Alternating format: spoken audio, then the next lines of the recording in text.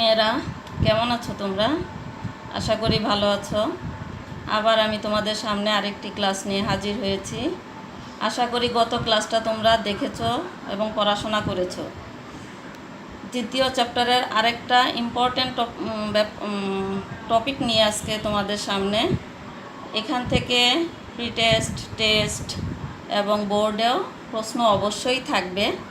তো সেই কারণে আমি আজকে তোমাদের এই টপিকটা পড়াচ্ছি। খুবই গুরুত্বপূর্ণ, মনোযোগ সহকারে দেখবে এবং সেটা গ্রহণ করার চেষ্টা করবে। এই টপিকটা হচ্ছে নেটওয়ার্ক টপোলজি। নেটওয়ার্ক টপোলজি কি? কম্পিউটার নেটওয়ার্কে কম্পিউটারসমূহ একটি অন্যটির সাথে সংযুক্ত থাকার পদ্ধতিকে নেটওয়ার্ক টপোলজি বলে। অর্থাৎ নেটওয়ার্কে অনেকগুলো কম্পিউটার কিভাবে সংযুক্ত থাকবে সেটাই হচ্ছে নেটওয়ার্ক টপোলজি। নেটওয়ার্ক টপোলজি 6 ধরনের: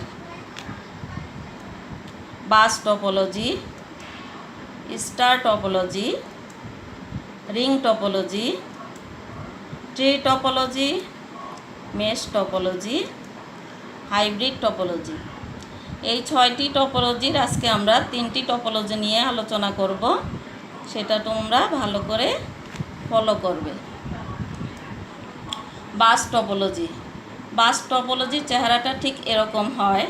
এখানে দুটি চিত্র দেখানো হয়েছে।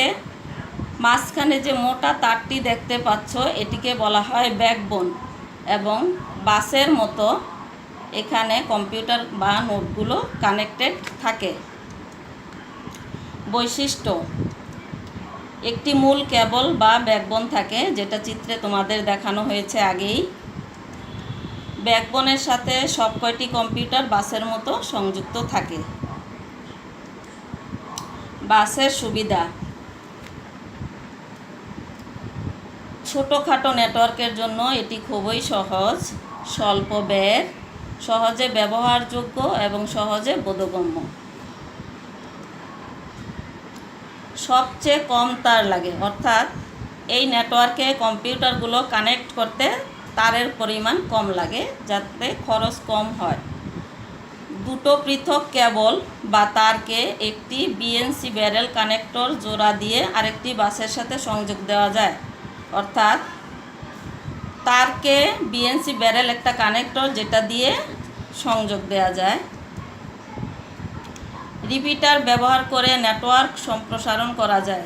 রিপিটার বলতে এখানে আমরা বুঝি, শব্দটা শুনলেই বোঝা যায়, রিপিটার মানে রিপিট করা।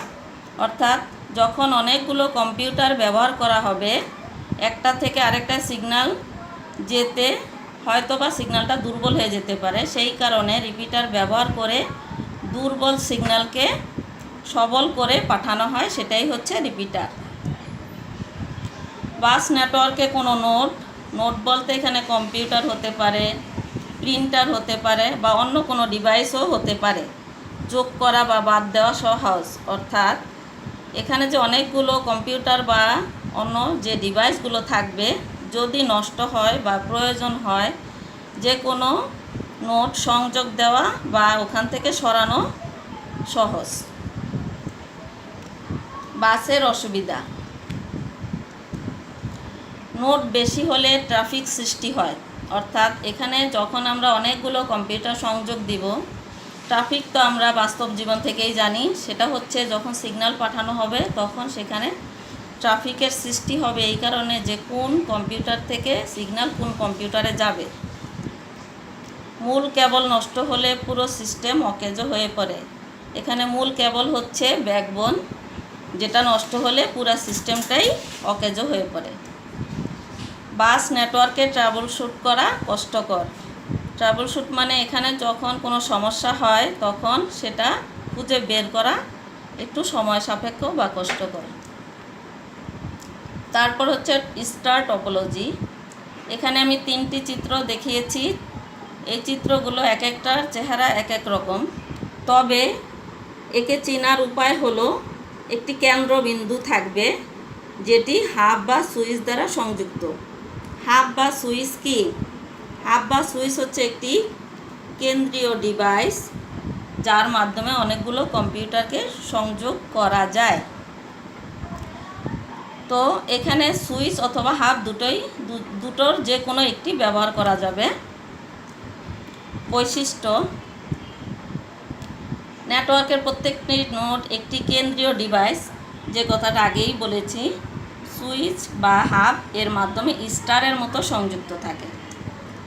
অনেক তারের প্রয়োজন হয়, যেহেতু কেন্দ্র থেকে প্রত্যেকটি নোডকে কানেক্ট করতে হয়, সেজন্য তার বেশি প্রয়োজন হয়। হাব বা সুইচ ছাড়া অন্য কোনো নোড নষ্ট হলে সিস্টেমে কোনো ব্যাঘাত ঘটে না। যে কোনো একটি নোড যদি নষ্ট হয়ে যায়, তাহলে ওইটা ছাড়াও সিস্টেমটা চলতে পারে, কিন্তু যদি হাব বা সুইচ নষ্ট হয় তাহলে পুরো সিস্টেম অকেজো হয়ে পড়ে। স্টারের সুবিধা: একই নেটওয়ার্কে বিভিন্ন ধরনের কেবল বা তার, যেমন fibre optic cable, twisted pair cable, coaxial cable ব্যবহার করা যায়। এগুলো হচ্ছে বিভিন্ন ধরনের তার। একটা সিস্টেমেই এই ভিন্ন 3 ধরনের তারই আমরা এখানে ব্যবহার করতে পারবো। কোনো নোড সংযোগ বা বাদ দেওয়ায় কাজে কোনো ব্যাঘাত ঘটে না। যে নোড বা কম্পিউটারটি নষ্ট হবে, ওটি সরানো বা ওইখানে আরেকটি সংযোগ করতে গেলে কাজের কোনো ক্ষতি হবে না। ট্রাবল শুট করা সহজ। ইন্টেলিজেন্স সুইচ ব্যবহারের মাধ্যমে ওয়ার্কলোড মনিটরিং করা যায়। ট্রাবল শুট মানে এখানে সমস্যা হলে সেটা নিরূপণ বা নির্ধারণ করা সহজ। ইন্টেলিজেন্স সুইচ এমন একটি সুইচ যেটি ব্যবহার করলে কোন সিগন্যালটি কোন নোডে যাবে সেটা সহজেই করা যায়, তাকে ইন্টেলিজেন্স সুইচ বলে। স্টারের অসুবিধা: হাব বা সুইচ নষ্ট হলে পুরো সিস্টেম অকেজো হয়ে পড়ে। তার বা কেবল বেশি লাগে বিদায় খরচ বেশি। তারপর হচ্ছে রিং টপোলজি। রিং বললে আমরা বুঝি রিং হচ্ছে একটা চক্রাকার পথ, যেটা আমরা রিং আংটিকেও বোঝাতে পারি। এরকম একটা, যে এক বিন্দু থেকে শুরু হবে, সেই বিন্দুতে এসেই শেষ হবে। তো এখানে দুটি চিত্র দেখানো হয়েছে, দুটি চিত্রর চেহারা দুরকম, কিন্তু দুটোই রিং টপোলজি। বৈশিষ্ট্য: রিং আকারে নোডগুলো সংযুক্ত থাকে। মানে এখানে নোড বলতে এখানে আমরা কম্পিউটার বা বিভিন্ন ডিভাইস, প্রিন্টার, এই ধরনের ডিভাইসকে বুঝাইছি। সেগুলো রিং আকারে মানে চক্রাকারে সংযুক্ত থাকে।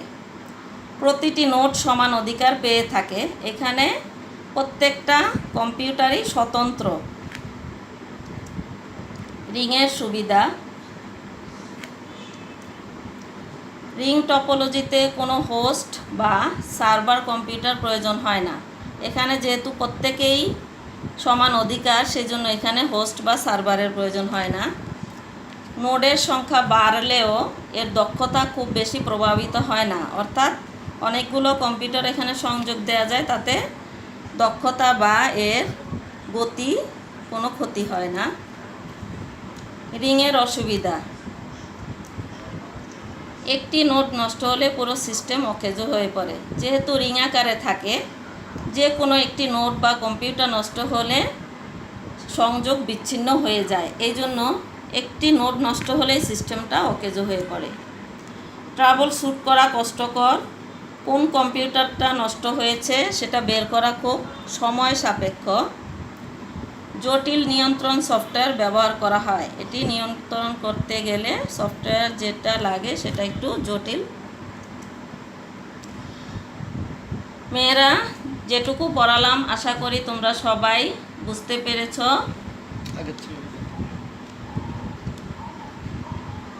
আশা করি পরবর্তীতে তোমরা এই ক্লাসগুলো ফলো করবে। আমি আরও ক্লাস দিব, তো যেটুক দিয়েছি এটুক বাসায় তোমরা পড়ো। এখান থেকে পড়ার একটাই উপায়, যেটা হচ্ছে প্রত্যেকটা টপোলজির থেকে তোমাকে পার্থক্যগুলো খুঁজে বের করতে হবে, যে কোনটার সুবিধা বেশি, কোনটাতে খরচ কম, কোনটায় ব্যবহার বেশি, কোনটার গতি বা স্পিড বেশি। এই তুলনাগুলো তোমাকে জানতে হবে। পরবর্তীতে আমি আরও ক্লাস দিব, আরও বাকি 3টা আমি ওই ক্লাসগুলোতে দিব। তোমরা এগুলো পড়বে, বাসায় থেকে সময় নষ্ট করবে না। আশা করি সবাই সুস্থ থাকবে, পড়াশোনার পাশাপাশি শরীরের খেয়াল রাখবে, আমার জন্য দোয়া করবে। ওকে, ধন্যবাদ সবাইকে।